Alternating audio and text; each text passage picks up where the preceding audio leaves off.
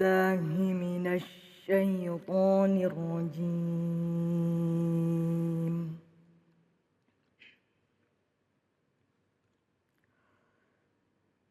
بسم الله الرحمن الرحيم.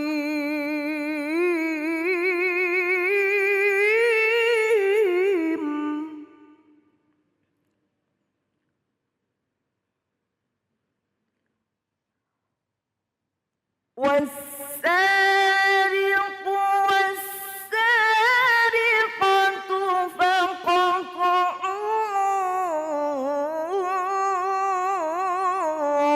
أيديهما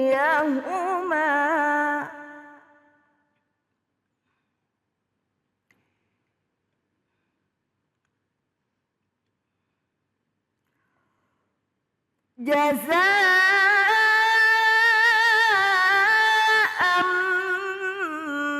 بما كسبا نكالا من الله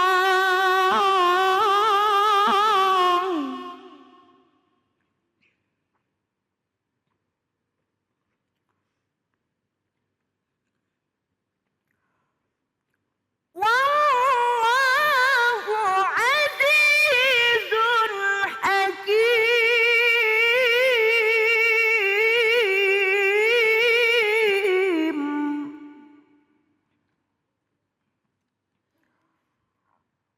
والله عزيز حكيم.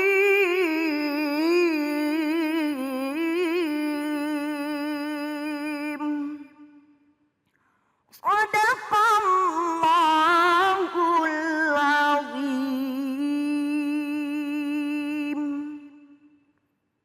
Assalamualaikum warahmatullahi wabarakatuh. Alhamdulillah wassalatu wassalamu ala rasulillah sayyidina wa maulana Muhammad ibn Abdullah la haula wa la quwata illa billah amma ba'du. Maha benar Allah dengan segala firman-Nya. Terima kasih telah membacakan Al-Quran. Semoga jadi ibadah bagi yang membaca dan umumnya bagi kita semua yang mendengarkan. Senang sekali saya kembali hadir Abe Gifran menyapa para pemirsa dimanapun berada dalam program Cahaya Hati Indonesia. Insya Allah hari ini kita akan membahas tema-tema yang menarik. Di antaranya hargai perbedaan pendapat, belajar mensyukuri sesuatu yang pahit, jaga emosimu untuk kebaikanmu. Insya Allah tema-tema tadi akan dibahas oleh guru-guru kita, di antaranya Kiai Haji Nur Hayyid, yang kedua Ustadz Hilman Fauzi, dan yang ketiga Ustadz Arizola. Bagi para pemirsa yang ingin belajar ngaji yuk, insya Allah kita akan ada segmen ngaji yuk dan siapkan Al-Qur'annya. Tetap jangan lupa saya terus mengingatkan kepada para pemirsa untuk senantiasa kita menjaga protokol kesehatan. Di antaranya mencuci tangan, menggunakan masker, menjaga jarak, menghindari kerumunan dan membatasi diri untuk bepergian. Sebelumnya kami keluarga besar Cahaya Hati Indonesia mengucapkan minal aidin wal faidin. Taqabbalallahu minna wa minkum siyamana taqabbal ya karim. Mudah-mudahan pahala mengalir untuk kita semua dan di bulan suci Idul Fitri ini kita menjadi orang-orang yang fitrah kembali dalam kesucian. Amin ya Rabbal Alamin. Sebelum kita akan berbincang dengan para guru-guru kita, alangkah baiknya mari sama-sama kita saksikan cuplikan yang berikut ini. Tak tanggung-tanggung, pasangan suami istri ini membawa keempat anaknya melakukan tindak pencurian. Dengan menggunakan sepeda motor, satu keluarga ini datang ke masjid untuk mengincar kotak amal. Sang suami dibantu seorang anaknya yang laki-laki masuk ke dalam masjid. Sementara ibu dan tiga anak lain menunggu sambil mengintai kondisi masjid. Pelaku membongkar kotak amal di hadapan anaknya. Setelah berhasil mengambil uang dalam kotak amal, satu keluarga pelaku pencurian ini pun langsung kabur. Berdasarkan kamera CCTV, tim opsional Satreskrim Polres Tanah Datar berhasil menangkap pelaku. Anak-anaknya pun histeris saat kedua orang tuanya ditangkap polisi. Dari pengakuannya, pelaku nekat membobol kotak amal karena kebutuhan hidup setelah usaha dagangannya merugi. Tahu Suami paling sering bawa anak istri ya? Iya. Kenapa? Ada Pak. Alasannya kenapa kok sampai? Kena ketahuinya Pak. Terus daerah mana saja? Yang bukit. Bukit Tinggi. Terus? Terus Sini Pak. Tanah Datar. Terus Preman. Preman. Terus Tanah Panjang. Tanah Panjang. Untuk pelaku istri yang juga turut ditangkap untuk penahanannya, sementara dititipkan di tahanan wanita. Kabupaten Tanah Datar. Suami istri ini memang benar itu target kita karena dari perbuatan yang terjadi berulang kali terlihat dari rekam CCTV beliau yang melakukan pencurian. Dari penangkapan ini, selain mengamankan 2 tersangka, petugas juga mengamankan barang bukti berupa linggis, palu, obeng, dan 1 unit motor yang digunakan tersangka dalam beraksi. Pemirsa Cahaya Hati Indonesia, cuplikan barusan begitu menyayat hati kita. Yang dimana kita sebagai orang tua harusnya menjadi contoh yang baik bagi anak-anak kita. Tapi di sisi lain ternyata ini malah menjadi contoh yang tidak baik buat anak-anaknya. Kita akan kupas tuntas dan lebih dalam dengan para guru-guru kita. Assalamualaikum guru-guru semuanya. Waalaikumsalam warahmatullahi wabarakatuh. Sebelumnya saya ucapkan minal aidin guru. Mudah-mudahan ibadah puasa kita kemarin diterima oleh Allah. Amin. Taqabbalallahu minna wa minkum. Taqabbal Ya mana wa siyamakum insyaallah. Amin. Terima kasih guru, saya ke Kiai Nur Hayyid dulu. Guru, dengan cuplikan tadi saya minta pendapat guru, seharusnya seperti apa kita yang menjadi orang tua terhadap anak? Baik, saya melihat tayangan tadi sangat miris. Bagaimana proses pelanggaran dilakukan secara berjamaah oleh orang tua bersama anak-anaknya. Padahal seharusnya orang tua menjadi contoh dan teladan terbaik. Tetapi justru orang tua membuat kenangan yang sangat buruk yang akan dibawa anak-anaknya hingga mungkin tua dan meninggal dunia kelak. Pernah mencuri kotak amal di masjid lalu ditangkap. Kemudian dia kehilangan kasih sayang orang tuanya karena orang tuanya harus ditahan di tahanan umum, baik yang bapaknya maupun ibunya. Ini adalah satu ibroh, satu pelajaran yang harus kita petik bersama para pemirsa iNews yang dirahmati Allah dan hadirin wal hadirat, agar kita senantiasa tetap berhati-hati dan waspada. Godaan setan itu luar biasa cepat dan hebat. Kalau melihat informasi tadi hanya karena rugi, dagangan gorengan, bangkrut, nekat mencuri kotak amal lagi. Padahal era sekarang tidak ada yang tidak terdeteksi, semua dipasangi CCTV. Ini menunjukkan ada leverage, ada level masyarakat yang tidak sadar bahwa dunia telah berubah. Nah, kita mengambil pelajaran penting dari peristiwa ini, sebagai orang tua, sepahit apapun yang dihadapi, tolong tetap bersabar. Kalaupun memang harus mencari solusi, carilah solusi dengan cara yang benar. Jangan mencari solusi yang melanggar ketentuan hukum syariat maupun ketentuan hukum-hukum yang telah disepakati oleh bangsa dan negara ini. Masya Allah. Insya Allah kalau itu yang kita lakukan, kita akan terus bisa diberikan pertolongan dan keselamatan oleh Allah Subhanahu wa Ta'ala. Masya Amin. Allah, terima kasih Gus Said, begitu luar biasa dengan tanggapan Gus Said. Saya ke Ustadz Hilman. Guru, melihat dari fenomena tadi, seharusnya seperti apa kita menjadi orang tua agar tentunya kita bisa maksimal dalam bertanggung jawab kepada keluarga? Iya, Masya Allah. Jadi orang tua itu kan amanah dari Allah ya. Tidak semua pasangan rumah tangga diberikan amanah untuk memiliki anak dan keturunan. Maka siapapun di antara kita yang diberikan amanah keturunan, jaga dengan baik. Kemudian berikan pendidikan yang baik, ajarkan yang baik-baik. Sebagaimana disebutkan dalam surat At-Tahrim ayat 6. A'udzubillahi minasyaitonirrajim. Ya ayyuhalladzina amanu qu anfusakum wa ahlikum naro. Wahai orang-orang yang beriman, jagalah diri kamu sekalian dan anak keturunan kamu sekalian atau keluarga kamu sekalian dari siksa api neraka. Sebenarnya yang menjadi tugas pokok orang tua pertama adalah apa? Didik diri dulu. Solehkan diri dulu.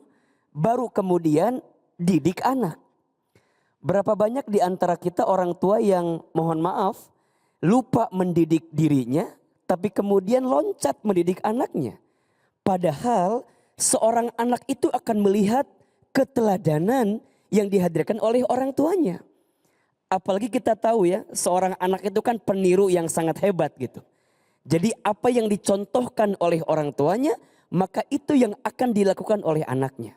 Maka poin pertama, jadilah orang tua yang soleh agar anak kita menjadi anak yang soleh. Didik diri sebelum didik anak, solehkan diri sebelum solehkan anak kita.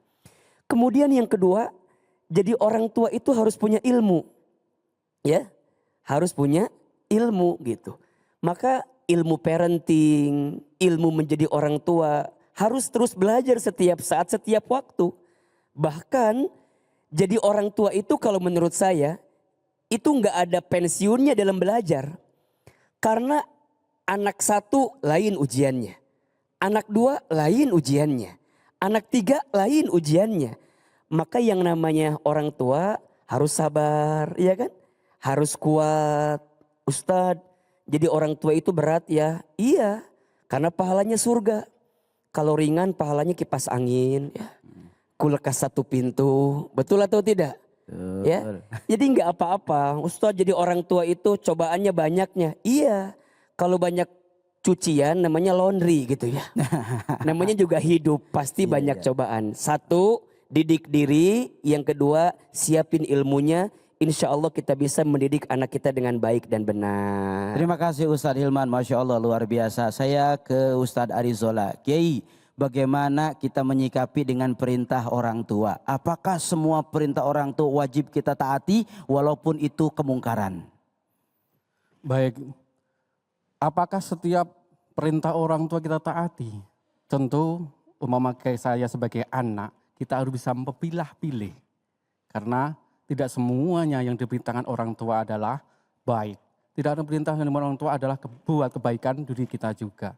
Mensikapi hal tadi, yaitu yang pertama kita harus tahu hak anak terhadap orang tua atau hak orang tua terhadap anak. Kita harus tahu hak bagaimana kita mensikapi kepada orang tua, hak kita sebagai orang tua kepada anak. Yang kedua, kita menjadi pendidik bagi mereka, apalagi ibu-ibu ini. Ibu-ibu adalah madrasatul ula di rumah masing-masing. Bentuklah karakter. Karena tadi, karena apa? Karena tidak dibentuk karakternya, malah membentuk karakter yang tidak baik. Karena pembentukan karakter, nah itu memulai proses yang luar biasa. Gak apa-apa Bu, nanti mulai dibentuk karakter. Apa tahapannya pembentukan karakter? Yang pertama paksa. Gak apa-apa sampai rumah dipaksa untuk senyum kepada anak. Di rumah senyum pada suami, dipaksa. Senyum Bu, senyum. Walaupun sebenarnya kantongnya udah bolong. Senyum paksa. Kalau udah terpaksa, mungkin kita merasa terpaksa. Kemudian sehari, 2 hari, 3 hari kita menjadi biasa. Kalau sudah menjadi biasa, seminggu, sebulan menjadi terbiasa. Kalau sudah sebulan dan sebagainya menjadi kebiasaan. Sudah menjadi kebiasaan. Suami, anak pulang dari rumah terus senyum. Anakku yang cantik, anakku yang ganteng, suamiku yang paling ganteng sedunia. Masya Allah. Kalau sudah terbiasa, inilah menjadi naik level, menjadi akhlak. Menjadi akhlak. Inilah proses bagaimana kita mendidik diri kita untuk memproses apa? Yaitu mental kita supaya menjadi akhlak. Dipaksa dulu. Nanti sudah terpaksa, biasa, terbiasa. Jadilah akhlak. Kalau sudah menjadi akhlak, insya Allah semuanya yang terjadi tadi tidak akan terjadi di diri kita sebagai orang tua ataupun mendidik anak di dalam anak kita. Inilah mungkin dua hal tersebut. Yuk kita paksa diri kita untuk kebaikan. Yuk kita paksa diri kita untuk mendidik anak menjadi baik. Yuk paksa diri kita untuk menjadi orang tua yang baik. Terima kasih guru kita, Masya Allah luar biasa. Kembali ke Gus Hayyid. Guru, menyikapi dari cuplikan tadi, ini ada salah satu yang salah. Di antaranya kurang rasa tanggung jawab terhadap orang tua kepada anak. Nah, yang jadi pertanyaan bagaimana menumbuhkan rasa tanggung jawab sebagai kepala rumah tangga dalam rumah tangganya. Baik, bagaimana tanggung jawab orang tua kepada anak? Banyak sekali hadisnya Rasulullah Shallallahu Alaihi Wasallam yang mengatur bagaimana hukukul walid alal walad, hak-haknya orang tua kepada anak-anaknya. Yang pasti tadi Ustadz Hilman sudah menyampaikan anak adalah titipan. Karena anak itu titipan pasti akan dimintai pertanggung jawaban. Maka hadis yang paling umum dan sering kita dengar, kullukum ra'in wa kullukum mas'ulun an ra'iyatih. Jadi kalau anak itu sudah menjadi titipan kita, hati-hati. Karena tindak tanduk anak, perilaku anak akan kita bertanggungjawaban di hadapan Allah. Sampai anak itu kita lepas tanggung jawabnya ketika kita nikahkan dia. Untuk kita titipkan kepada suami-suaminya bagi yang perempuan. Bagi yang laki-laki ketika kita sudah mendidik sampai dia akil baligh. Dan kita sempurnakan dengan pendidikan agama sesuai tuntunan Rasulullah. Maka Bapak Ibu sekalian, hadirin wal hadirat, para pemirsa iNews yang dirahmati Allah, menghadapi anak bagaimanapun kondisinya tetaplah dengan senyum. Karena tersenyum dengan anak, pahala. Bermain dengan anak, pahala. Kasih hadiah untuk anak, pahala. Kalau kita tahu bahwa semua yang terkait dengan anak-anak kita karena titipan Allah itu adalah pahala, tidak mungkin ada orang yang stres, orang yang mengeluh terhadap anaknya. Kalau ada orang yang mengeluh dan stres atas titipan anak, berarti orang ini belum mengerti hakikat anak adalah anugerah. Karena anak adalah wasilah kita untuk semakin bertambahnya pahala. Bayarin sekolah anak, pahala. Ngasih susu anak, pahala. Dan semuanya nilainya adalah ibadah di hadapan Allah. Terima kasih guru, luar biasa, Masya Allah. Ustadz Hilman, singkat saja bagaimana menghadapi ujian bagi seorang istri. Menghadapi ujian bagi seorang istri, terlebih dari cuplikan ini tentang ekonomi. Ustadz Hilman kaget banget. Iya. Kaget kok tentang istri. Iya. Tadi tentang seorang istri pendampingnya harus baik. Masya Allah, iya. Di sini malah berjamaah. Jadi gini, memang di rumah tangga atau di keluarga itu salah satu ujian yang berat adalah ekonomi. Betul nggak? Betul. Ya kan? Maka setiap keluarga harus yakin ya, rezeki sudah tertakar, tak mungkin tertukar. Jangan khawatirkan rezekimu karena selama engkau ikhtiar berusaha, pasti rezekimu akan Allah hadirkan. Rezeki sudah tertakar, tak mungkin tertukar. Catat status hari apa itu? Senin. Masya Allah, terima kasih banyak, luar biasa. Masya Allah, begitu tegas, lugas dan sangat memberikan jawaban dari permasalahan-permasalahan yang saat ini kita temui di lingkungan kita semua. Setelah ini kita akan dengarkan tausiah selanjutnya dari guru kita Kiai Nur Hayyid. Jangan kemana-mana, tetap di Cahaya Hati Indonesia.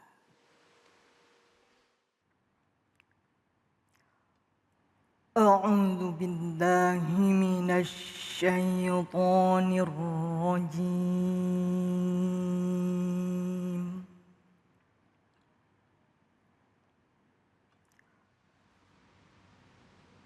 بسم الله الرحمن الرحيم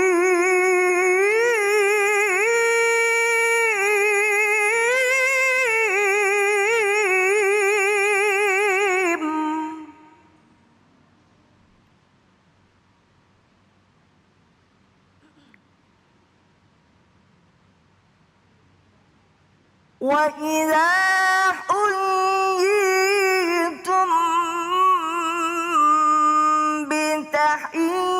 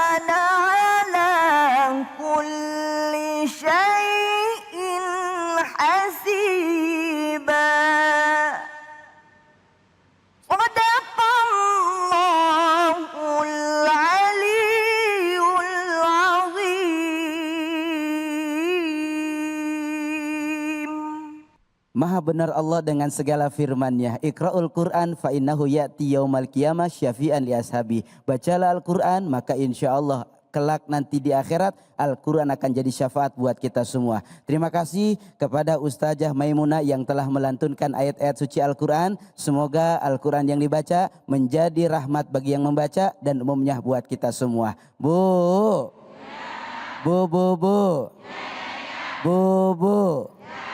masih semangat Bu? Nah, segmen ini kita akan mendengarkan tausiah dari guru kita Kiai Nur Hayid. Namun sebelumnya kita saksikan cuplikan yang berikut ini.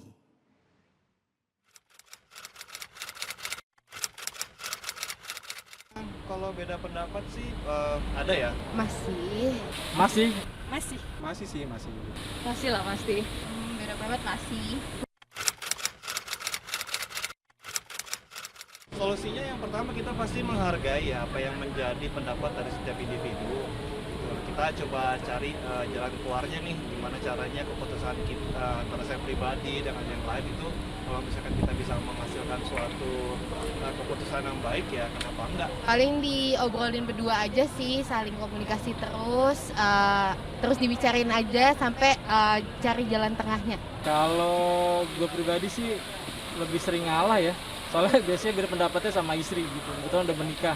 Jadi biasanya gue lebih banyak ngalah sih. Tergantung kondisi ya Mbak, kalau memang harusnya kita mengalah dulu untuk tahu lebih pendapat orang itu, kita harus mengalah dulu. Tapi kalau misalkan kita harus gas ya kita gas tentang pendapat kita. Itu ya didengerin aja dulu, walaupun sih beda pendapatnya, cuman didengerinnya ditanggepin positif aja. Kalau misalkan kita beda ya kita ngomong aja baik-baik sama dia, solusinya gimana nih kalau misalnya pendapat kita beda. Tergantung sih, kalau aku sih lebih baik diem deh kayaknya, soalnya takut panjang nanti permasalahannya, jadi kayak mendingan diem aja. Lihat dari sudut masalahnya dulu sih. Kalau misalkan kalau aku masih menurut aku itu lebih benar, ya aku akan terus mempertahankan itu. Tapi kalau emang udah kayak ya udahlah ya ngalah aja. Masya Allah, cuplikan yang begitu menarik. Bu, ada nggak yang kalau berdebat nggak mau kalah sama lakinya? Ada apa kagak? Mana orangnya? Yuk sama-sama kita dengarkan. Insya Allah guru kita akan membagi ilmunya dengan tema hargai perbedaan pendapat. Silahkan guru. Assalamualaikum warahmatullahi wabarakatuh. Warahmatullahi wabarakatuh. Alhamdulillahi rabbil alamin. Wabihi nasta'inu ala umurid dunya waddin. Ashhadu an la ilaha illallah. Wa ashhadu anna muhammadan abduhu wa rasuluh. Allahumma salli wa sallim. Wa barik ala sayyidina Muhammadin. Wa ala alihi wa sahbihi wa barik wa sallim ajma'in amma ba'du. Para pemirsa iNews yang dirahmati Allah, hadirin wal hadirat yang dimuliakan oleh Allah Subhanahu wa taala. Perbedaan pendapat adalah sunnatullah. Maka kalau kita menghadapi perbedaan pandangan dan perbedaan pendapat, jangan risau dan gelisah. Karena itulah takdir dari Allah untuk keindahan atas kehidupan di dunia ini.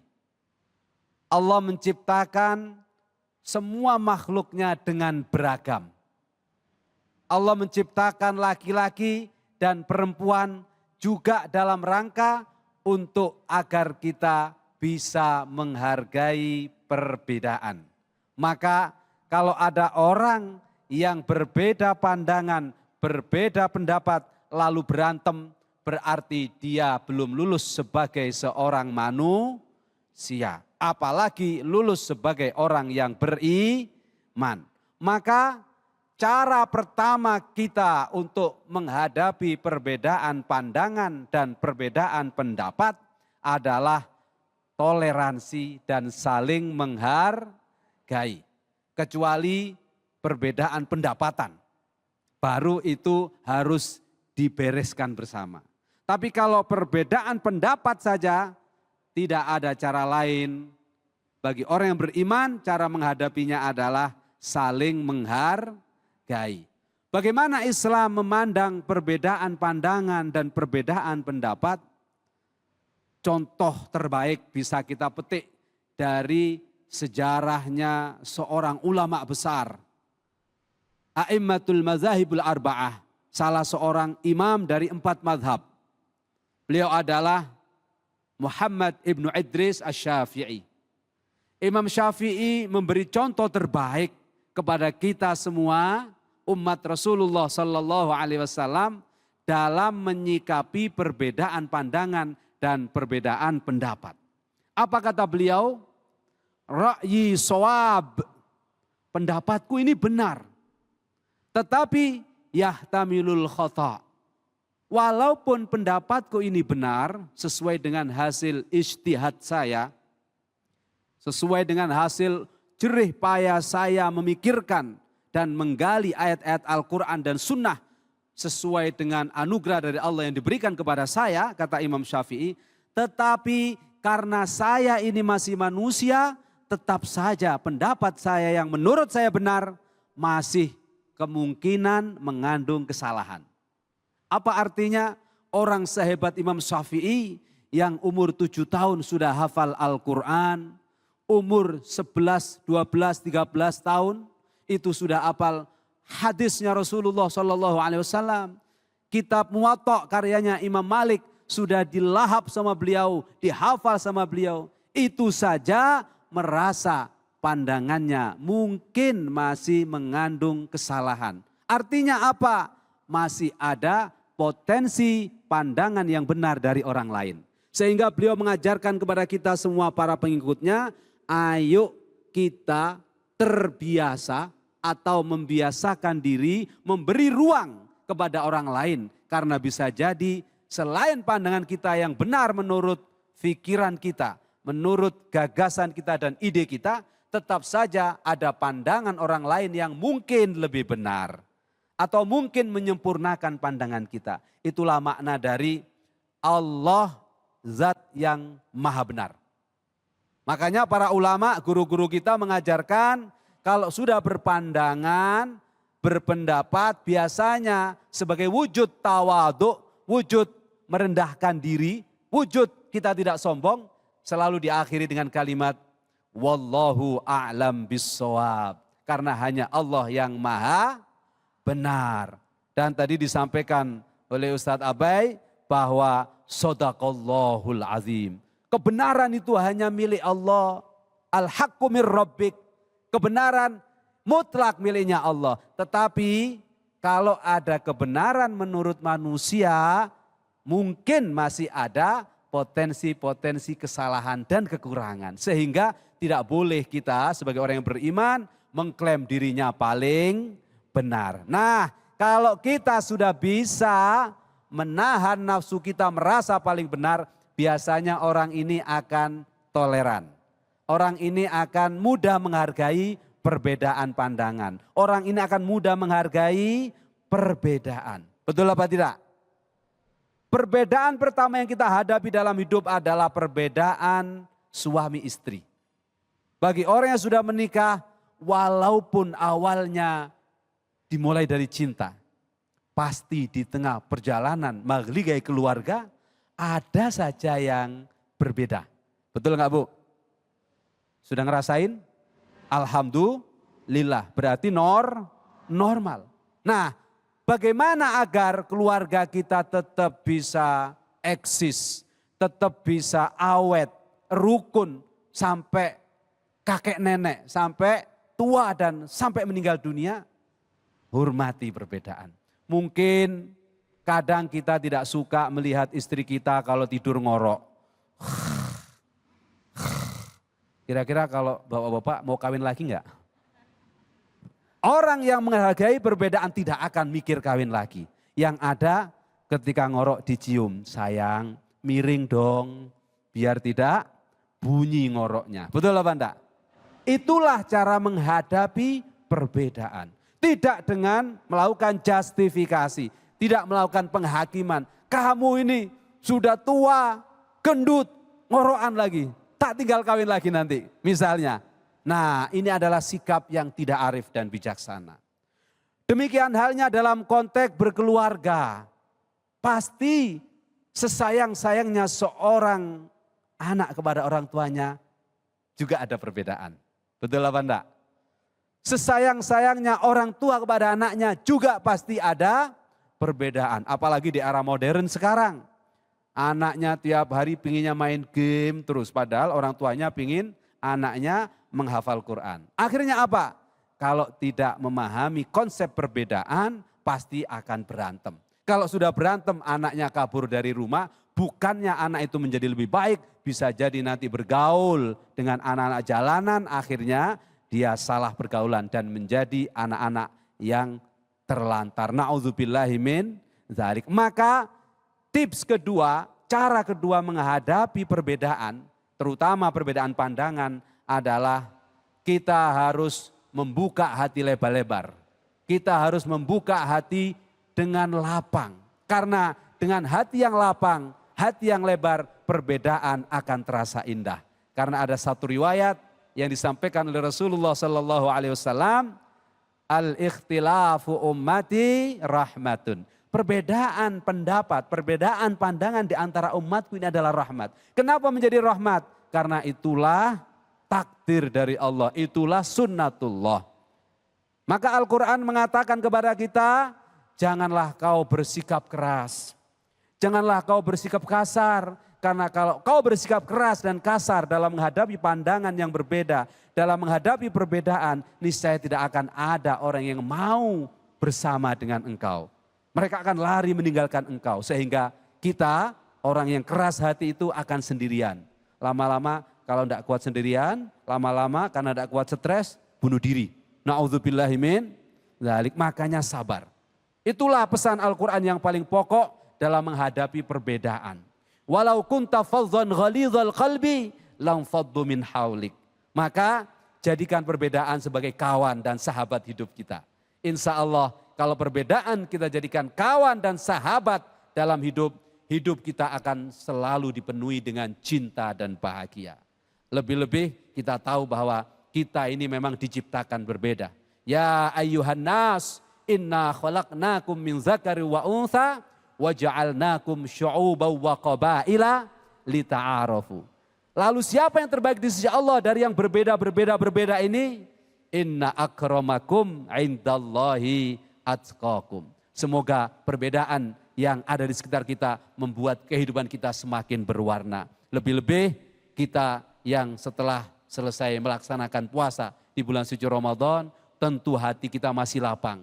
Perbedaan yang ada di depan kita jadikan seperti indahnya taman yang penuh dengan bunga yang beragam. Taman yang akan membuat kita lebih bahagia karena segarnya perbedaan yang diciptakan oleh Allah Subhanahu wa ta'ala. Amin. Allahumma amin. Masya Allah, barakallah guru, terima kasih banyak. Begitu luas, begitu luar biasa jawaban guru. Insya Allah ini juga memberikan petunjuk buat kita semua. Sehingga yang perlu kita harapkan adalah ridho Allah Subhanahu wa ta'ala. Setelah ini kita akan mendengarkan tausiah selanjutnya dari Ustadz Hilman Fauzi. Insya Allah beliau akan memberikan tema mensyukuri sesuatu yang pahit. Jangan kemana-mana, tetap di Cahaya Hati Indonesia. أعوذ بالله من الشيطان الرجيم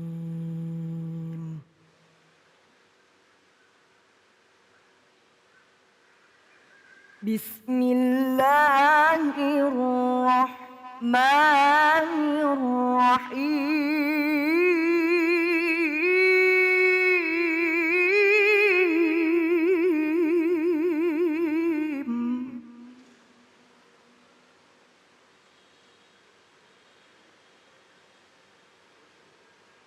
وَإِذْ تَأَذَّنَ رَبُّكُمْ لَئِن شَكَرْتُمْ لَأَزِيدَنَّكُمْ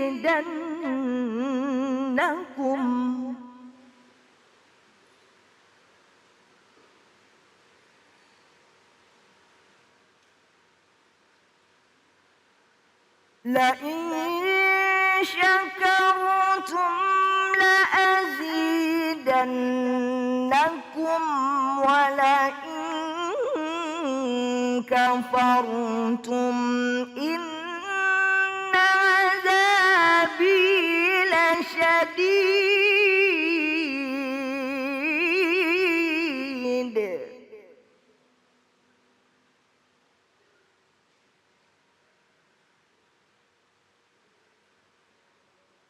ولئن كفرتم إن عذابي لشديد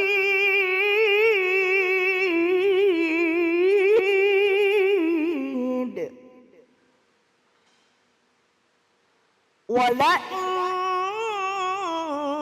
كفرتم إن عذابي لشديد صدق الله العلي العظيم.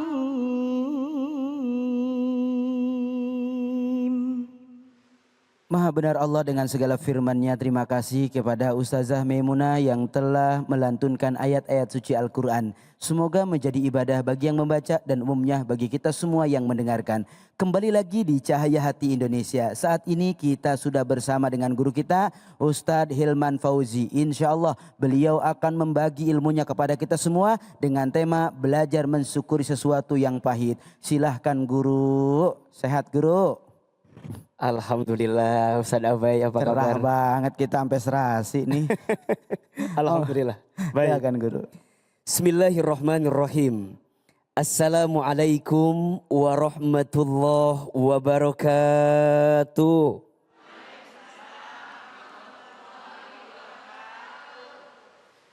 Subhanallahi wa bihamdihi, subhanallahil azim. Adada khalqihi wa ridha nafsihi wa zinata arshihi wa midada kalimatihi.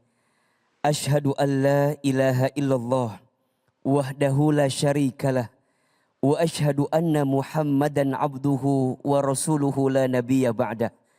Allahumma salli wa sallim ala rasulillahil karim sayyidina wa syafi'ina wa maulana Muhammadin sallallahu alaihi wasallam wa ala alihi wa ashabihi wa man tabi'ahum bi ihsanin ila yaumiddin, amma ba'd. Yang sama kita muliakan seluruh guru-guru kita, para alimil ulama, para kiai, para ustadz, semua orang-orang yang mengajarkan ilmu kepada kita, semoga Allah muliakan dalam hidupnya.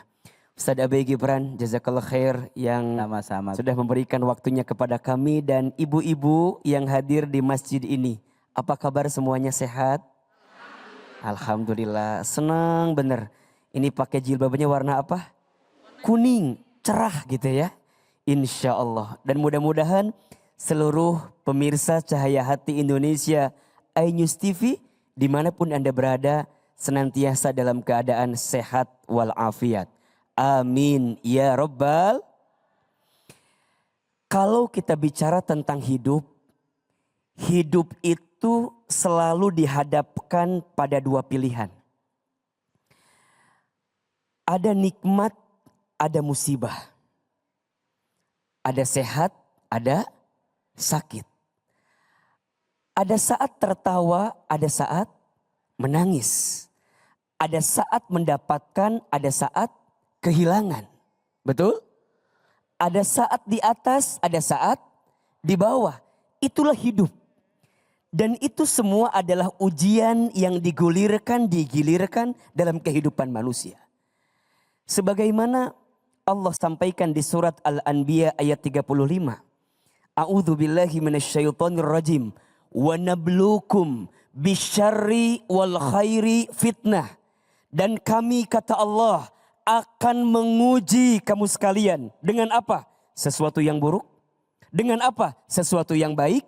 Sebagai apa? Fitnah, sebagai ujian untuk kamu sekalian. Maka kalau bicara hidup, yang namanya masalah pasti ada. Betul? Kalau nggak mau punya masalah jangan hidup. Karena konsekuensi logis dari hidup adalah adanya masalah. Sebagaimana kita bisa senang ketika mendapatkan kebahagiaan, maka kita pun juga harus bisa nerima ketika mendapatkan kepahitan ataupun kesulitan. Sikap apa yang paling penting dalam hidup ini untuk bisa menerima segala hal dalam hidup? Jawabannya adalah sikap syukur. Sikap apa? Syukur. Mohon maaf, yang seringkali membuat hidup kita tidak bahagia bukan karena keadaannya. Tapi karena apa? Kurang syukurnya. Betul? Karena kalau kita melihat semua pemberian Allah, tidak ada yang kurang yang Allah berikan kepada kita. Yang kurang siapa Ustadz? Bukan Allah, tapi yang kurang kita. Kita kurang apa? Dikasih nikmat, kurang syukur. Dikasih ujian, kurang sabar. Ketika beramal, kurang ikhlas. Ketika ada takdir, kurang ridho.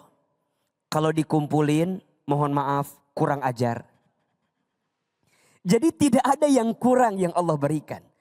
Maka sikap syukur itu harus dihadirkan bukan hanya ketika kita mendapatkan kebahagiaan. Bukan hanya ketika kita mendapatkan nikmat. Tapi bersyukur itu juga harus kita hadirkan ketika kita mendapatkan kepahitan. Betul apa betul? Iya apa iya? Ahilman, kenapa kita harus tetap bersyukur walaupun diberikan kepahitan? Iya, karena semua yang datang menimpa kita, semua dari siapa? Semua dari siapa? Dari Allah. Maka sekarang bagaimana caranya agar kita bisa bersyukur walaupun kita ditimpa kepahitan? Setidaknya ada 3 caranya. Ada berapa? Cara bersyukur yang harus kita hadirkan. Yang pertama, asyukru bil qalbi. Syukur dengan hati. Dengan apa? Hati kita nih kudu lapang. Kudu ngerti bahwa semua yang datang kepada kita itu semua dari siapa? Dari Allah. Dan semua pemberian Allah tidak ada yang kurang. Semua pemberian Allah tidak ada yang buruk. Pasti walaupun itu musibah ada hikmah. Betul?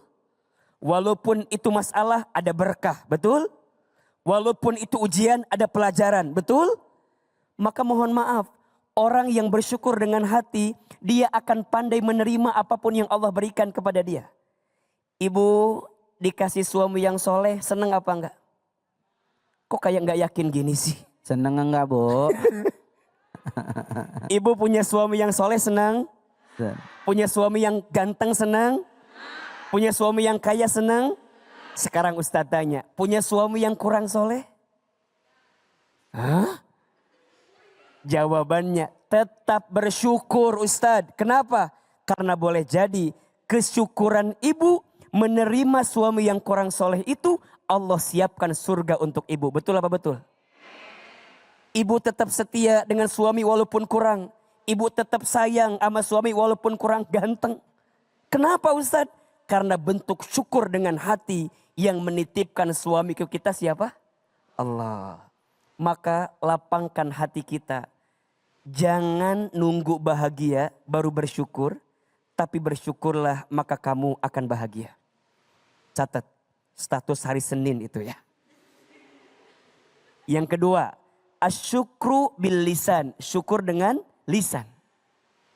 Biasakan mengucapkan kalimat Alhamdulillah. Saat diberikan nikmat katakan Alhamdulillah. Saat diberikan sehat katakan apa? Alhamdulillah. Bahkan jika kemudian kita mendapatkan kepahitan pun katakan Alhamdulillah. Karena kita percaya di balik sesuatu yang sulit ada kebaikan yang sedang Allah siapkan untuk kita. Bersyukur itu bukan karena semuanya baik-baik saja. Tapi bersyukur itu karena kita percaya selalu ada sisi baik di balik sesuatu yang kita anggap tidak baik. Dan itu dimulai dengan apa? Lisan. Asyukru bil lisan. Katakan apa? Alhamdulillah. Kalau dapat nikmat kalimatnya Alhamdulillahilladzi bini'matihi tatimmus sholihat. Jika mendapatkan musibat kalimatnya Alhamdulillahi ala kulli hal. segala puji bagi Allah atas apapun yang Allah berikan kepada kita. Ibu, suami naik gaji, apa kalimatnya? Alhamdulillah. Suami naik jabatan, apa kalimatnya? Suami dirumahkan. Alhamdulillah. Kenapa Ustadz? Mungkin Allah sedang ngasih kesempatan sama suami untuk lebih lama sama ibu di rumah.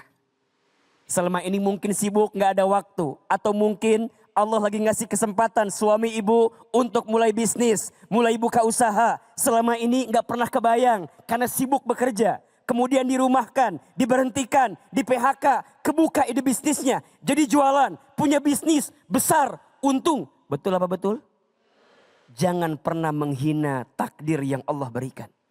Jangan pernah menghina keadaan. Karena malam pun tidak pernah menghina takdirnya menjadi gelap. Catat, status hari Selasa itu ya. Maka belajarlah mengucapkan kalimat apa? Alhamdulillah. Dan yang ketiga, asyukru bil amal. Syukur dengan amal perbuatan. Kalau kita lagi diuji, kalau kita lagi pahit, kalau kita lagi sulit, ketahuilah, disitulah Allah sedang memberikan pesan cinta kepada hambanya. Agar apa? Agar hambanya segera kembali kepada Allah. Mungkin selama ini kita jauh dari Allah. Mungkin selama ini kita banyak melalaikan perintah Allah. Kemudian Allah berikan kepahitan. Allah berikan kesulitan. Kenapa? Allah sedang merindukan kita. Agar kita segera kembali kepada Allah subhanahu wa ta'ala. Maka bagaimana caranya? Perbaiki sholat kita. Terus apalagi? Perbanyak amal soleh kita. Karena rahmat kasih sayang Allah itu sangat dekat dengan orang yang selalu berbuat kebaikan. Maka 3 syukur yang harus kita hadirkan agar kita bisa tetap bersyukur di tengah kepahitan. Yang pertama, syukur dengan apa? Hati. Yang kedua, syukur dengan apa? Dengan lisan. Dan yang ketiga, syukur dengan apa? Dengan amal perbuatan. Badai pasti berlalu, hujan pasti berhenti. Hidup ini tidak akan selamanya sulit. Karena di balik kesulitan pasti ada kemudahan. Di balik kesedihan pasti ada kebahagiaan. Kuncinya apa? Syukur. Syukuri apa yang ada. Hidup adalah anugerah. Tetap jalani hidup ini, melakukan yang terbaik. Jangan sibuk sama rezeki orang lain, betul? Jangan sibuk dengan hidup orang lain, betul? Kadang-kadang kita suka begitu Ustaz Abai. Tetangga beli kulkas, kita yang kedinginan. Tetangga beli kompor gas, kita yang kepanasan. Tetangga beli mobil baru, kita yang ketabrak ya. Karena duduk di depan mobil tetangga kita. Capek hidup kita membandingkan dengan orang lain. Betul atau tidak? Di sini ada yang suka begitu apa enggak? Yang mana orangnya? Mudah-mudahan kita tetap bisa bersyukur walaupun di tengah kepahitan. Wallahu a'lam bishawab. Masya Allah, luar biasa guru. Bu, cerah apa kagak? Cerah apa enggak? Ini cerah dengar ceramahnya apa cerah ngelihat orangnya? Mana orangnya? Guru, Masya Allah luar biasa guru. Apa yang guru sampaikan begitu menarik dan insya Allah guru ibu-ibu semua ini terpanak mendengarnya guru. Yang jadi pertanyaan guru, bagaimana guru ketika kita sudah menjalani semua bisa dalam menghadirkan ikhlas? Bagaimana caranya guru? Iya. Ada 3 cara agar kemudian kita itu tetap komit gitu ya. Tetap istiqomah dalam kesyukuran kita. Ya. Sehingga kita bisa ikhlas dalam menjalani hidup ini. 1, kita teh harus sadar bahwa semua yang kita dapatkan datangnya dari siapa? Dari Allah. Dari Allah. Ketika kita dilebihkan tidak sombong. Ketika kita dihilangkan atau disulitkan tidak sedih. Iya. Atau tidak putus asa. Benar. Ya. Kalau bahasa Ustaz kira-kira begini. Tidak silau dengan kebahagiaan. Tidak galau dengan kesedihan. Karena dua-duanya hanyalah ujian kehidupan. Catat status hari Rabu. Jadi biasa aja dalam hidup. Satu, siap. kalau kita semua yakin dari Allah, inna lillahi wa inna ilaihi Raji'un. semua milik Allah dan semua pasti akan kembali kepada Allah. Maka satu, yakin apa yang kita dapatkan hari ini semua adalah titipan dari Allah. Yang kedua, harus yakin bahwa ada tujuan kehidupan kita. Apa? Bukan dunia ini, tapi surganya Allah Subhanahu wa taala. Masya Allah. Hidup bukan untuk hidup, tapi hidup untuk yang maha hidup.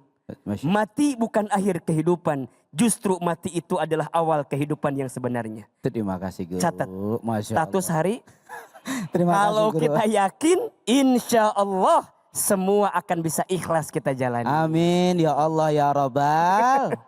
Guru, Ya. guru yang ceramah ibu-ibu udah siap mau bertanya tuh. Boleh ya Guru ya? Kirain mau update status tadi banyak. Silakan ibu yang mau bertanya, monggo. Nah, silakan. Sebut namanya dulu Bu, dari Majelis Taklim mana?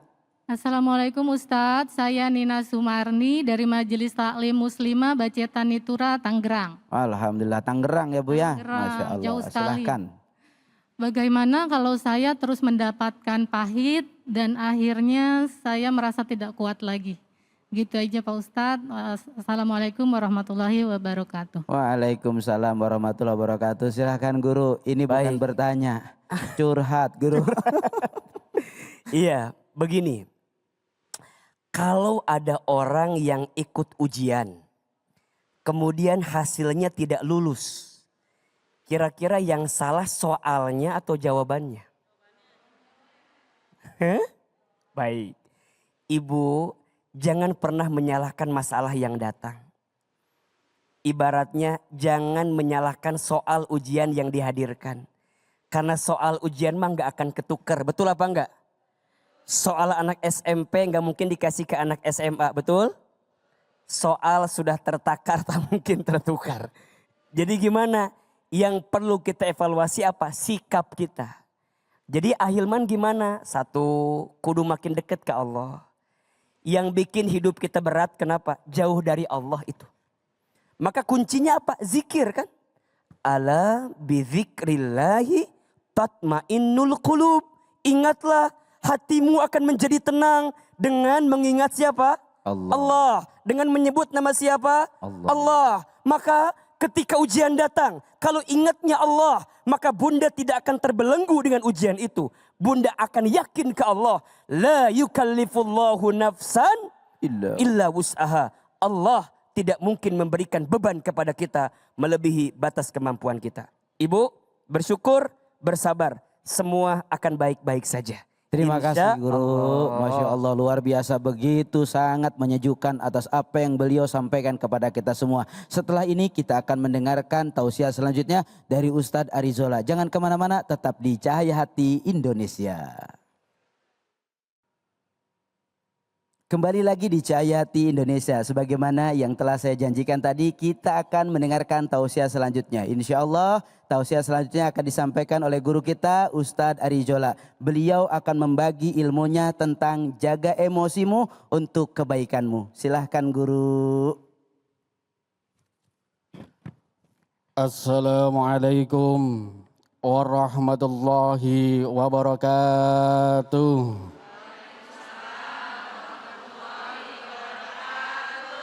Alhamdulillahilladzi khalaqal insana fi ahsani taqwim wa nazzala qur'ana liyahdihi ila siratim mustaqim wa yattabi'u sunnata rasulillahi Muhammadin. Asyhadu an la ilaha illallah wahdahu la syarikalah wa asyhadu anna Muhammadan abduhu wa rasuluhu la nabiyya ba'dah. Qala Allah Ta'ala fi kitabihil karim, a'udzu billahi minasyaitonir rajim, bismillahirrahmanirrahim. Wasari'u ila magfiratin mir rabbikum wa jannatul arduha as-samawati wal ardh uiddat lil muttaqin. Shadaqallahul azim wa shadaqallahul mursalin wa nahnu ala dzalika minas syahidin. Amin amin ya rabbal alamin. Saya ingin menyapa ibu-ibu dulu nih. Ya, kan. Bu. Bu. Bu. Bu. Bu. Alhamdulillahirabbil alamin. Pada segmen kali ini saya akan membawakan yaitu dengan tema emosimu untuk kebaikanmu. Jamaah Cahaya Hati Indonesia yang dimuliakan Allah SWT, emosi sangat erat dengan nafsu. Ini emosi sangat erat dengan nafsu. Bagaimana kita mengelola emosi kita? Karena emosi kadang-kadang kita bisa membawa kejelekan. Emosi juga bisa membawa kebaikan.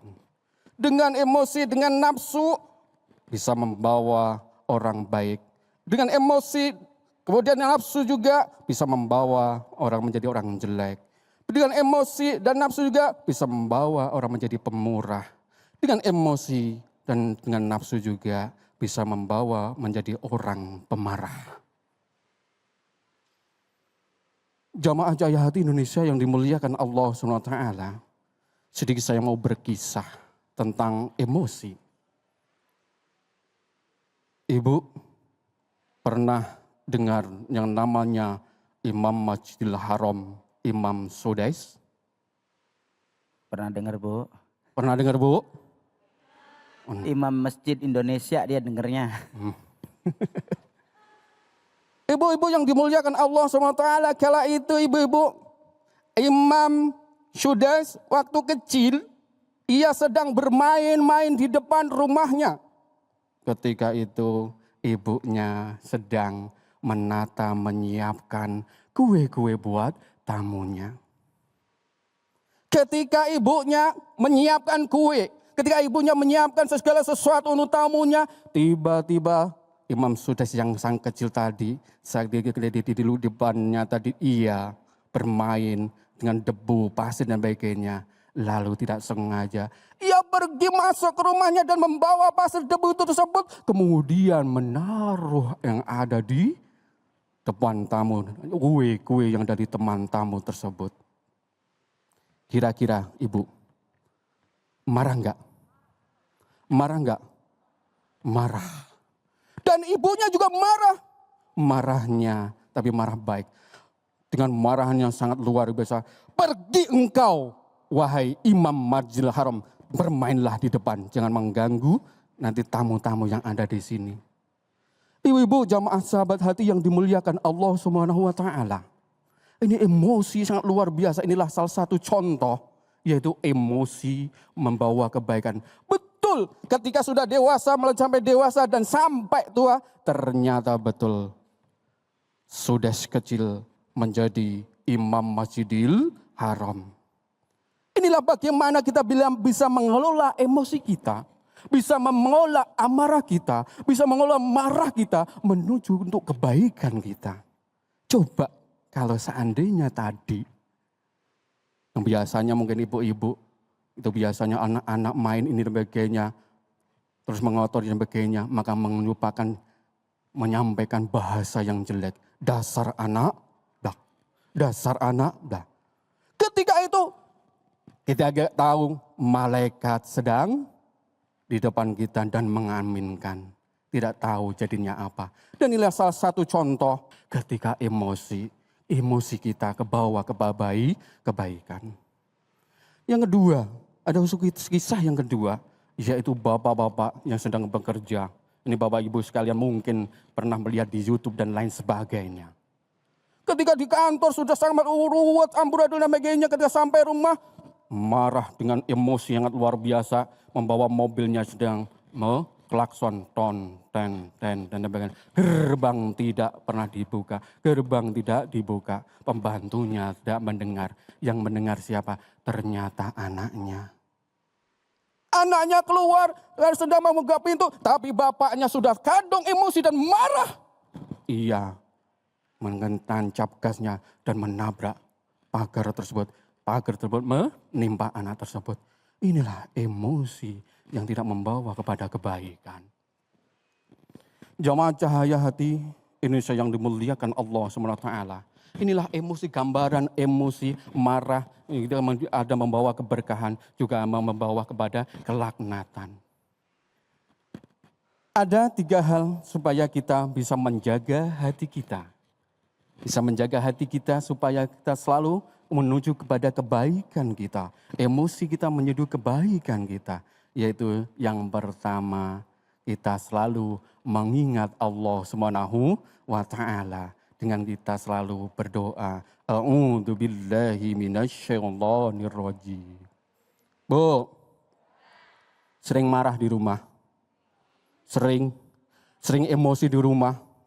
Ketika kita sedang masak, ketika kita sedang menyapu dan sebagainya, datanglah suami kita, datanglah anak kita, tahu-tahu belum mengambil belum mencopot sepatunya sudah naik ke lantai dan lain sebagainya. Kita emosi dan marah dan sebagainya.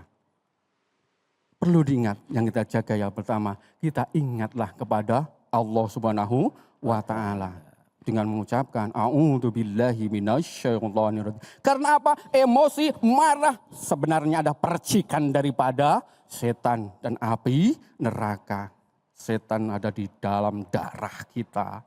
Maka ketika kita marah, dia senang dan kita selalu bisa mengucapkan hal-hal yang tidak terkendali. Itu yang pertama. Yang kedua, bagaimana kita semua menjaga emosi kita untuk kebaikan kita? Yaitu dengan diam. Bisa diam ya Bu? Kenapa kita dianjurkan untuk diam? Karena ketika diam, semuanya energi yang ada di diri kita menjadi tenang. Tapi ketika kita sudah merespon sesuatu, kita merespon apa yang dikatakan oleh dilawan kita. Maka semuanya emosi akan terluap semuanya. Kita semuanya sampai kita mengucapkan hal-hal yang tidak terkendali.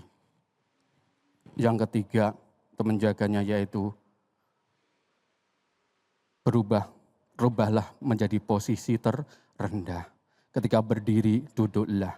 Ketika duduk, tidurlah. Ketika kita marah, waktu berdiri semuanya, bahkan tangan kita bisa mengambil sesuatu yang ada di sekitar kita. Bahkan mungkin ucapan kita tidak terkendali ketika kita diam tadi. Bahkan semuanya mungkin yang ada di sekitar kita bisa kita hancurkan semuanya. Maka Rasulullah SAW mengajarkan kita untuk mengambil sesuatu yang rendah. Dari berdiri, duduk. Dari duduk, tidur, dan lain sebagainya. Jemaah cahaya hati yang dimuliakan Allah SWT, inilah bagaimana kita merubah emosi kita menjadi kebaikan kita. Semoga bermanfaat. Assalamualaikum warahmatullahi wabarakatuh. Waalaikumsalam warahmatullahi wabarakatuh. Masya Allah, tabarakallah, begitu luar biasa pemaparan daripada Ustadz Arizola yang telah menyampaikan jaga emosimu untuk kebaikanmu. Sebagaimana hadis Rasulullah, la tagdob walakal jannah. Jaga marahmu maka surga bagimu. Masya Allah, luar biasa. Guru, kelihatannya jamaah mau bertanya sama guru nih. Boleh. Bu, udah siap bertanya Bu? Ada yang mau bertanya? Mana orangnya? Nah, silahkan Ibu salam dulu. Ucapkan nama, dari mana? Oke. Bismillahirrahmanirrahim. Assalamualaikum warahmatullahi wabarakatuh. Waalaikumsalam warahmatullahi wabarakatuh. Saya mau bertanya Pak Ustadz. Silahkan. Ketika kita terlalu marah dan kesal, lalu emosi sudah tak terbendung, apakah kita termasuk orang yang gagal menjaga emosi? Masya Allah, luar biasa. Luar biasa pertanyaan. Demikian pertanyaan dari saya Pak Ustadz. Sebelumnya saya ucapkan terima kasih. Assalamualaikum warahmatullahi wabarakatuh. Waalaikumsalam warahmatullahi wabarakatuh. Luar biasa Ustadz, ini bertanya sekaligus curhat. Oh iya. Monggo Ustadz dijawab. Ketika kita sedang emosi, marah dengan semarah-marah mungkin, apakah kita gagal? Iya, gagal. Tapi gagal itu menuju kesuksesan. Memang kita gagal saat itu Bu, tapi setelah itu kita introspeksi, kita mengambil hikmahnya. Oh, kenapa tadi saya sampai bisa marah? Ketika saya tadi marah, terjadi sesuatu berantakan di rumah kita. Mungkin anak kita mungkin sampai kena sesuatu dalam tangan kita. Mungkin suami kita sampai kena hatinya. bukan gagal, tapi gagal untuk menuju kesuksesan. Setelah itu ambil hikmahnya setelah kita marah. Setelah itu kita tadi ada 3 hal tadi untuk supaya kita berlindung kepada Allah. Terima kasih, Masya Allah, luar biasa. Begitu sangat jelas, mudah-mudahan memberikan jawaban tidak hanya buat ibu yang bertanya dan buat kita semua. Terima kasih guru atas penjelasannya. Insya Allah setelah ini kita akan ngaji yuk bersama guru kita Ustadz Munawir Ngacir. Jangan kemana-mana, tetap di Cahaya Hati Indonesia. Kembali lagi di Cahaya Hati Indonesia. Bagi para pemirsa yang ada di rumah dan di studio yang ingin ikut ngaji bersama kita semua, jangan lupa ambil wudhu dulu dan siapkan Al-Qur'annya. Karena saat ini kita akan masuk pada segmen ngaji yuk.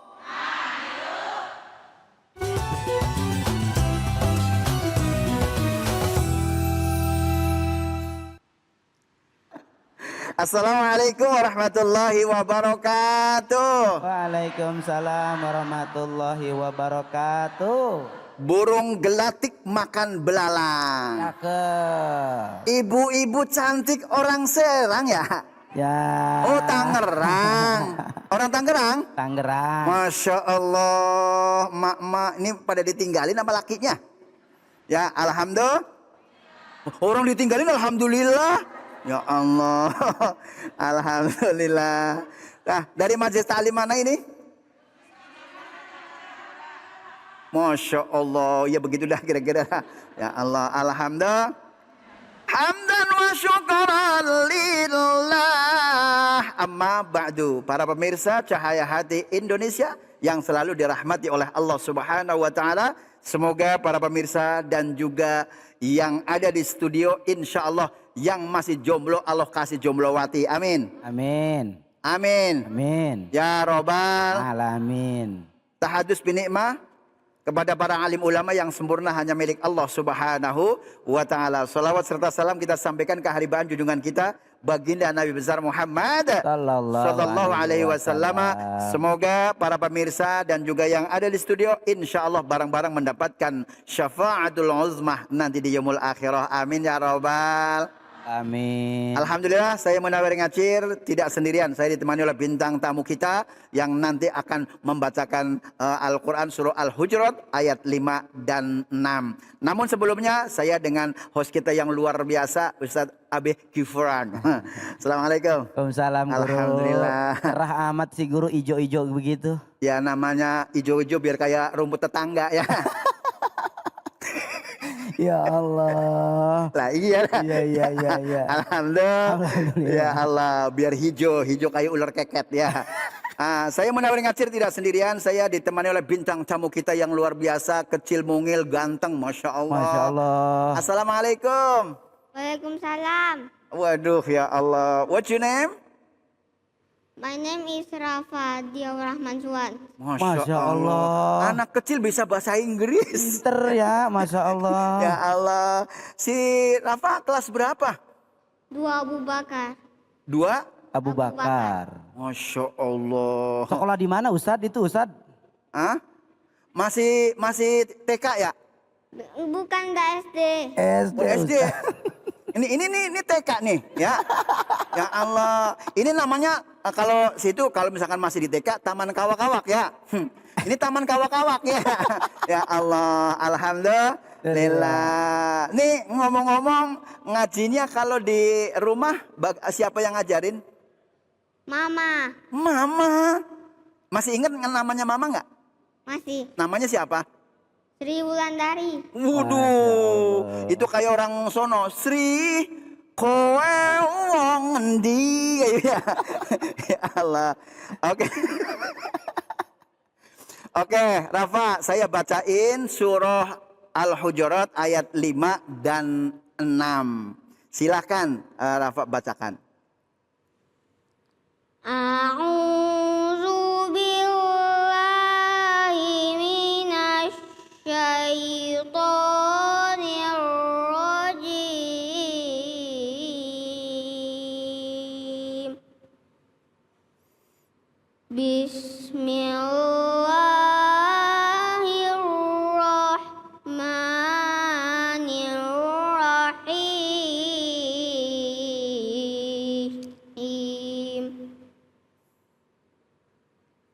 walau annahum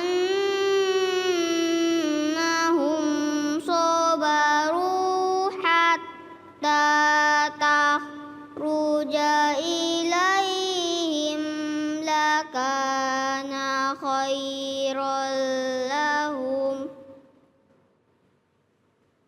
wallahu ghafurur rahim.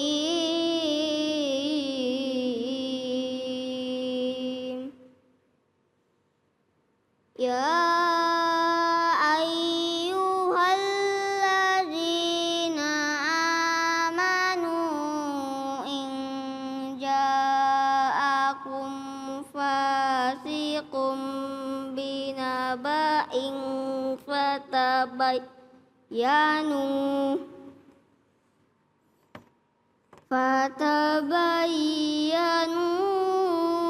an tusibu qauman bijahalatin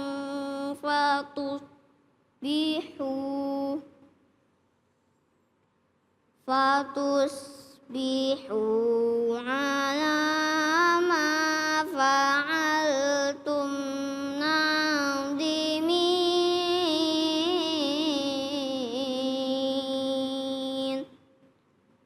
Shadaqallahul azim.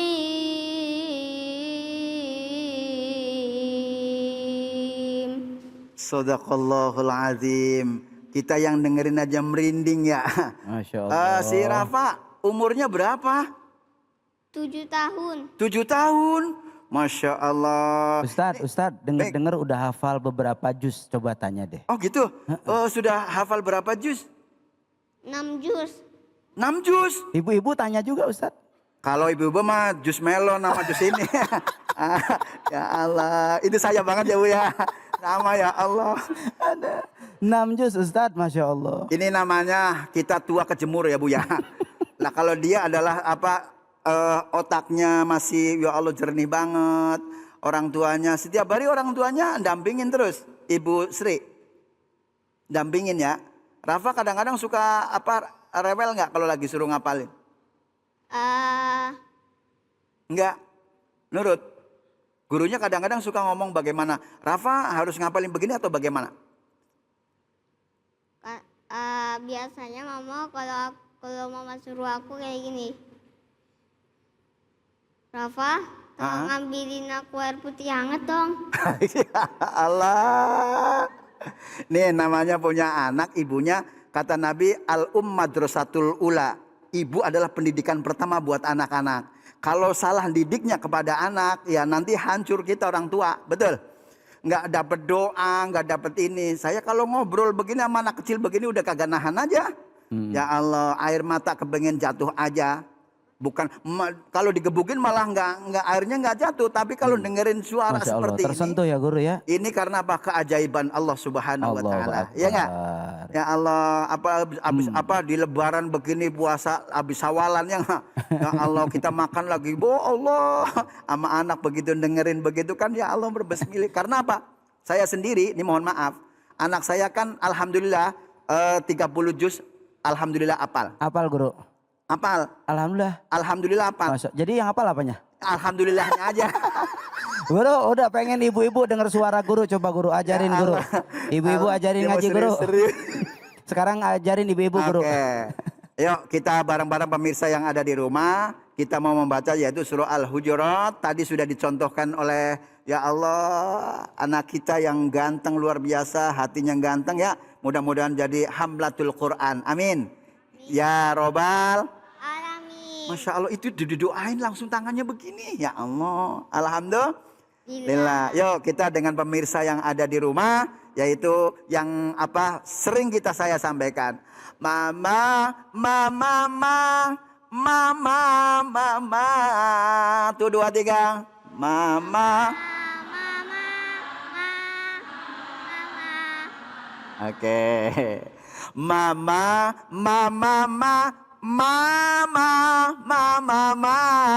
1, 2, 3. Mama.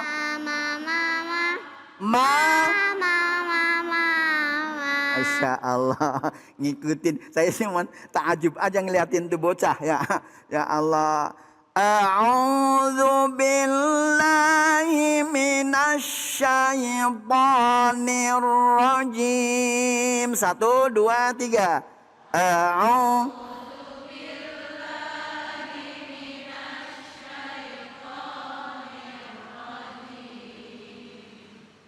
Bismillahirrahmanirrahim. 1, 2, 3.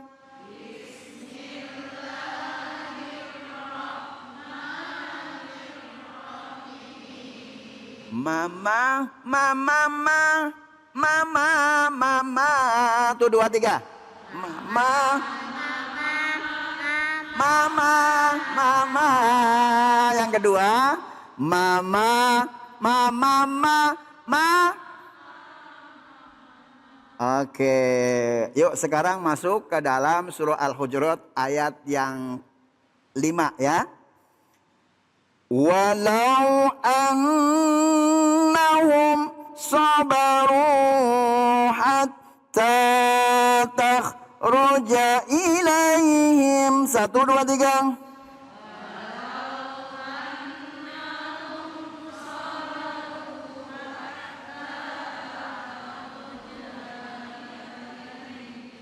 Oke, itu namanya waqaf ibtida. Karena apa? Ketaker suaranya nggak sampai 1 ayat, nggak mampu ya. Di situ tidak ada tanda waqafnya, tapi boleh berhenti. Nah, bagaimana cara melanjutkannya? Yaitu yang masih ada hubungan ayat pertama dengan ayat yang terakhir dari hatta ya. Hatta takhruja ilaihim lakana khairan lahum. 1, 2, 3.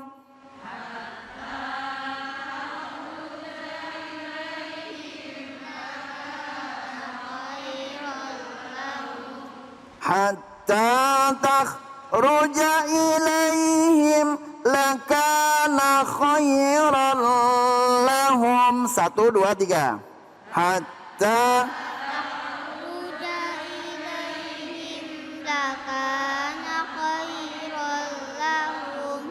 wallahu ghafurur rahim.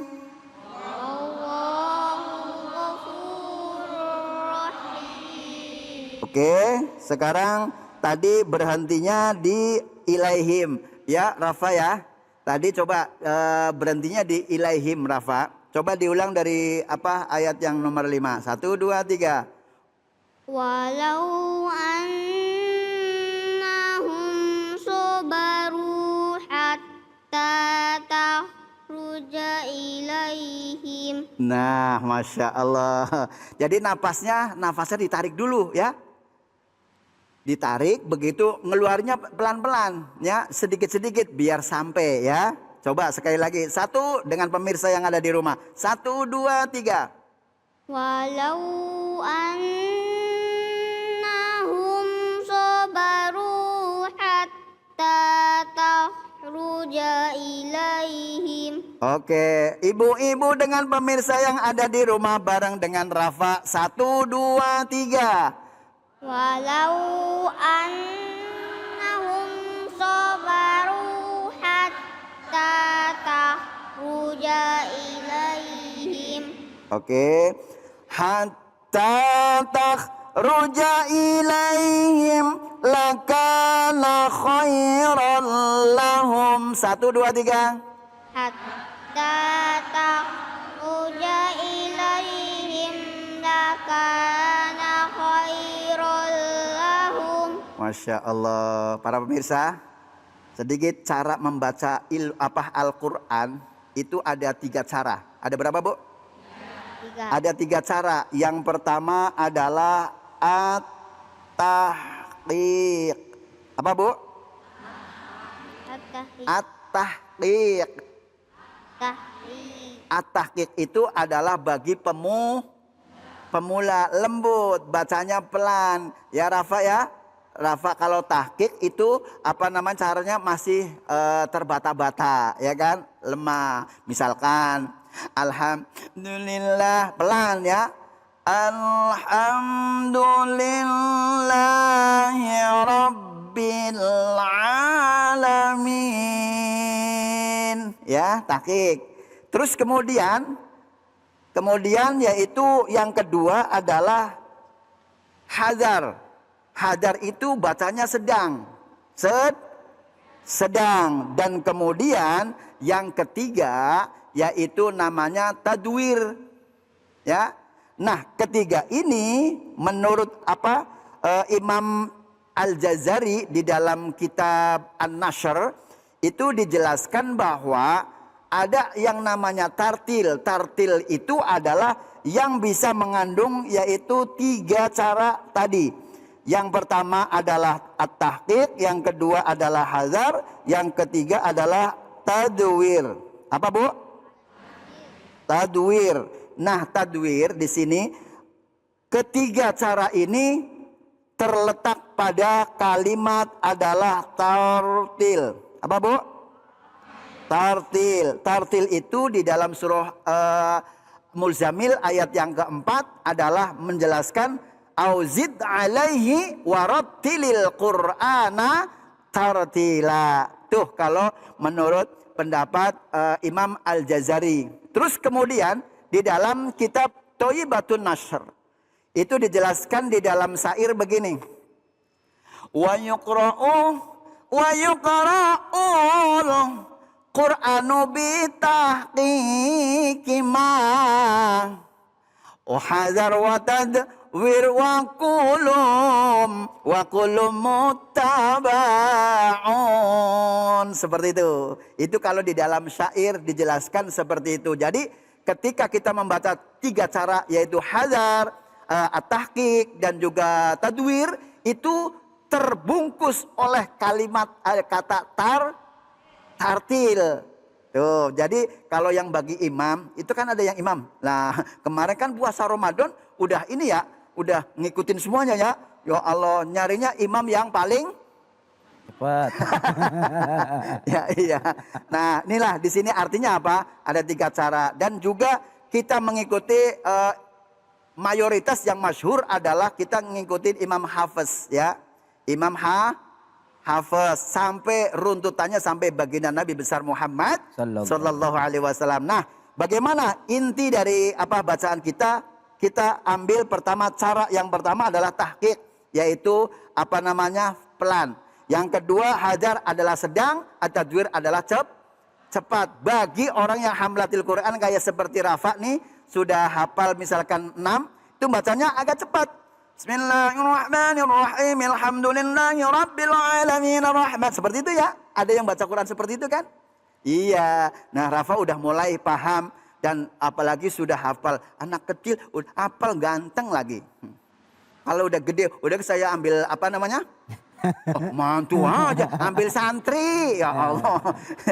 Alhamdulillah. Terus kemudian itu cara ada 3 ya, tapi terkumpul di dalam lafal tartil ya. Oke. Terus kemudian yang terakhir wallahu ghafurur rahim. Coba 1 Dafa 1 2 3. Wallahu ghafurur rahim. Masya Allah. Coba sekali lagi 1 2 3 yang keras. Wallahu ghafurur rahim.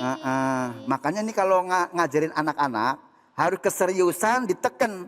Nanti kalau sampai tua kalau nggak ditekan seperti itu tidak ada ghirah, tidak ada pelajaran buat hatinya, bacanya asal ngelayang gitu, ibarat gimana sih? Nggak tetek gitu. Maksudnya nggak benar-benar membacanya. Tapi kalau sudah diajarin dari sekarang ini kayak Rafa ya, bacanya ditekenin a'udzubillah, begitu kan? Jadi enak ya. Nanti mudah-mudahan menjadi hamlatul Quran ya Rafa ya. Kita minta doanya kepada pemirsa yang ada di rumah, mudah-mudahan istiqomah ya Rafa ya. Amin. Amin ya Rafa ya. Amin. Amin. Yuk kita akhiri dengan pembacaan Romul. Wallahu ghafurur rahim. Sadaqallahul azim. Masya Allah, tabarakallah. Terima kasih guru kita Ustadz Munawir Ngacir yang telah banyak membagi ilmunya kepada kita semua. Mudah-mudahan ibu-ibu kita bisa amalkan dalam kehidupan kita sehari-hari. Amin ya robbal. Setelah ini kita akan melakukan doa bersama. Tetap jangan kemana-mana di Cahaya Hati Indonesia.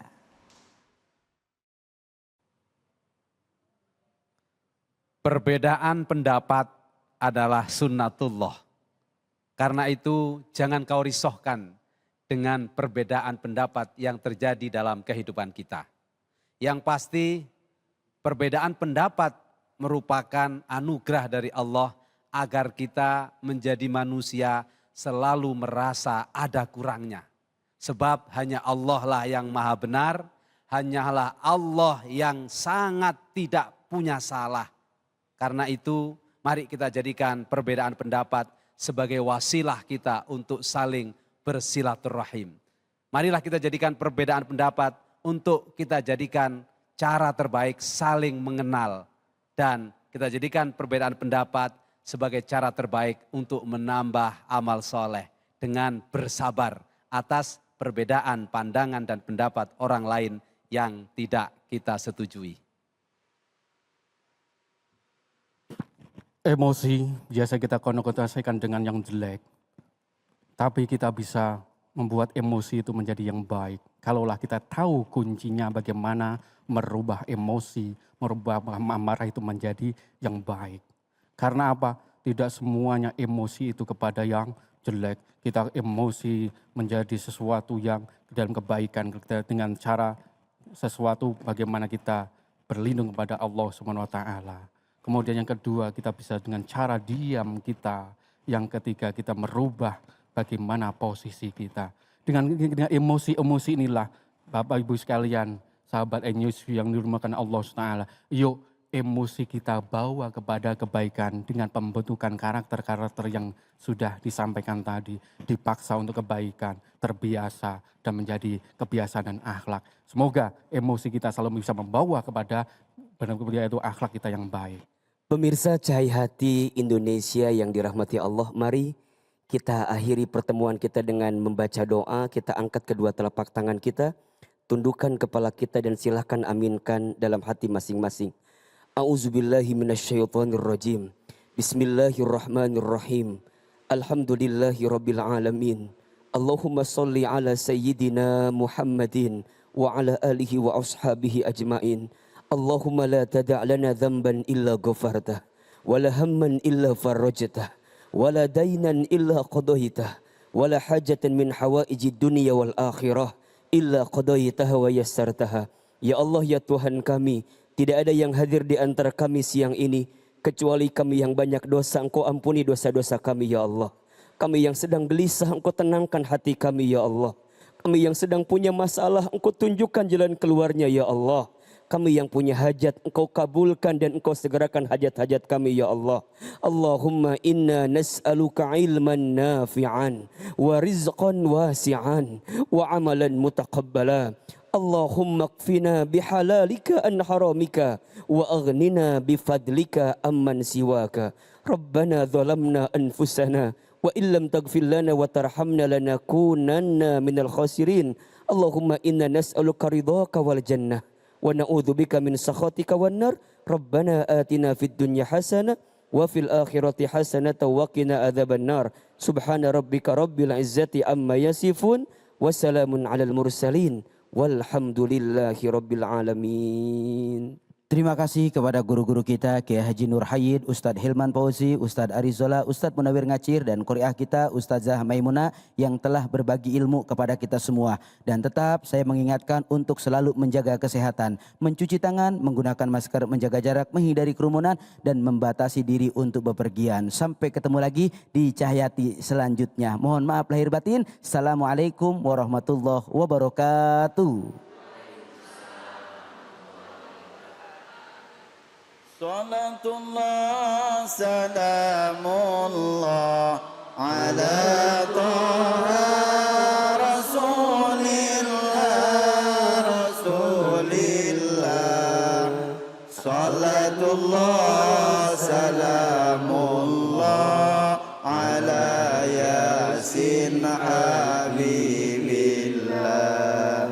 Salatullah salamullah ala Taha Rasulillah Rasulillah. Salatullah salamullah ala Yasin Habib